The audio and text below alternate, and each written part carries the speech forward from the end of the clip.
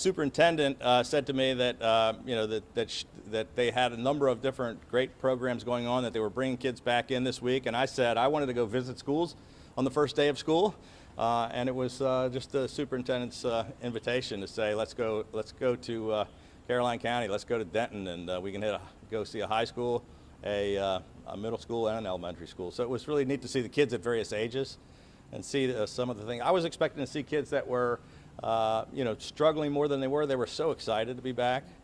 You could tell how enthused they were for the first day of school. The teachers were excited to finally be able to see some kids. And it was also really cool to see the remote distance learning. We got to participate in some Zoom classes with the teachers and say hi to the kids that were at home learning as well. And they seemed to be doing really well too. A couple of the teachers they said they had 100% participation.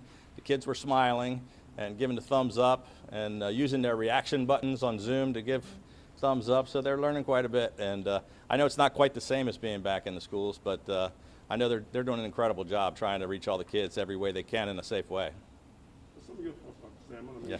you see a lot of this in writing in paper, but what was it like to see it going on? Well, I think it was very exciting, and it's just exactly what we've been talking about and envisioning, is this gradual return to public education in any way that we can. And I was just thrilled to see what Dr. Salins and her team have done here, and the Board of Education has been very supportive of bringing these students back.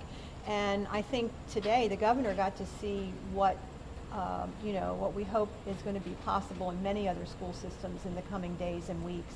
So we're very excited, very happy about today. Doctor, why don't since you did Dr. such a great Salins job. did the plan. Dr. Salins did the plan here, and I No, think Dr. Salins didn't. Dr. Salins worked with an amazing Come on group here, of people. tell everybody An about amazing we group didn't tell of her she was people going to have to talk, but So no, I have the privilege of working with an amazing group of people who developed the plan and implemented the plan. It was a lot of hard work, a lot of energy and time, but well worth it. It warmed my heart to see some of our students in, and we're going to be working continuously through the next several weeks to get more of our students into our schools. Great. What are some of the challenges you guys are facing, with connectivity or school meals, or even checking in on the wellness of students? So all of those put together. So our food service has not stopped. We've always had a plan, and more challenging now because we have some students in the building, some not in the building. So we need to meet all of our students' needs. So literally doing a door-to-door while we're serving here at school. And so connectivity has also been a challenge that we have been working to double our broadband here in Caroline for our schools, and then working with our individual students and their parents to be able to see that they can get online as well. But it is definitely a challenge for us. And some of those kids that are not able to get online at home, they're here in the school with folks helping them with the computers and where they do have the connectivity. Governor, Dr. Salmon said you all will be making other visits. Is that true? This is our third visit, I guess, but yeah, I told her I wanted to get out and visit some more schools. He's on the schedule. I don't know which ones we have planned, but I think it's just great to get out and see some of the kids and welcome them. I enjoyed that. It's great to be out of Annapolis and to be out, seeing some smiling children who are excited about being in school. So I enjoyed it. I'd like to do this every day. It's a lot better than my day job. And I know at first you all had said it's up to the local school jurisdictions to do what they feel is best, but then not long ago you guys said we want in-person learning, and maybe some districts felt like, well, they said we could do what we want, and now they're saying we need to do this at a minimum. What do you guys, is that mixed messaging, or? No, I think the mixed messaging was what you just said with the question, because we never told anybody they had to get back to school. It is the local school superintendents and school boards' decisions.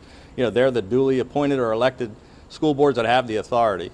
But the state asked all of the school systems to come up with a plan to try to get some kids safely back into the classrooms at some point. 16 of our 24 jurisdictions did that, and 8 of them simply said, we're not going to bring any kids back for the whole year. And we asked them to go back and take another look at that by the end of the first quarter to see if there weren't some special needs kids and some folks that they're really going to suffer by not having in-person instruction. And I think they will go back and do that. But we still are leaving it completely up to the local jurisdictions with some guidance from the state board. Some of our local, just a couple of weeks ago when they had to turn in these plans, most of them did. And they asked for some more guidance and metrics from the state health department and the state board of ed, and we have done that. So, but we think they're making progress. Absolutely.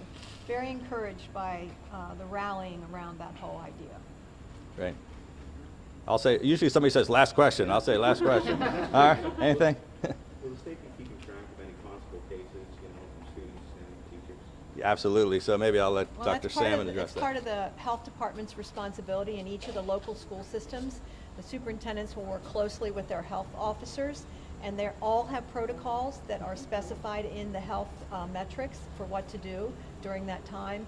And so they will all be ready to implement that when and if necessary. But I do want to emphasize that in 2 counties this past summer, we had Worcester and Calvert counties had in school for summer school. They had 0 cases, staff and students. So we're very encouraged by that information. Great. Well, thank you all very much. Thank you. Thanks for coming. Thank you. Yeah, great job. All right, Greensboro? Greensboro. Okay, we're going to do it. Thank you, guys. Thank you.